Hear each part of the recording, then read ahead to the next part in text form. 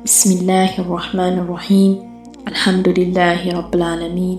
الصلاة والسلام على رسول الله صلى الله عليه وسلم.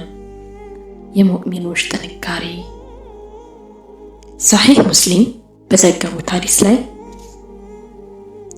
ረሱል ሰለላሁ ዐለይሂ ወሰለም እንዲህ አሉ፣ የሙእሚኖች ነገር እንዴት ያማረ ነው!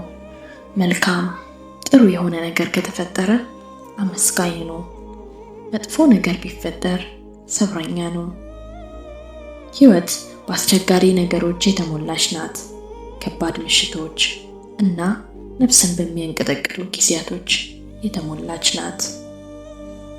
ነገር ግን ሙእሚኖች ሚስጥር አላቸው። ረሱል ሰለላሁ ዐለይሂ ወሰለም እንዲህ አሉ፣ ምንኛ ያማረ ነው የሙእሚኖች ነገር! አንድ ጥሩ ነገር ከተፈጠረ አመስጋኝ ነው።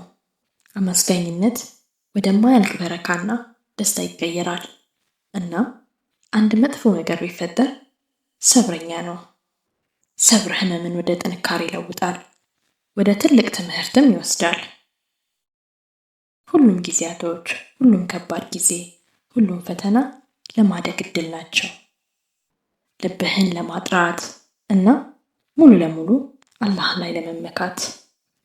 ስለዚህ ሕይወት ስትከብድህ ተንፍስ፣ አላህን አስታውስ፣ በሱ እቅድ ተማመን።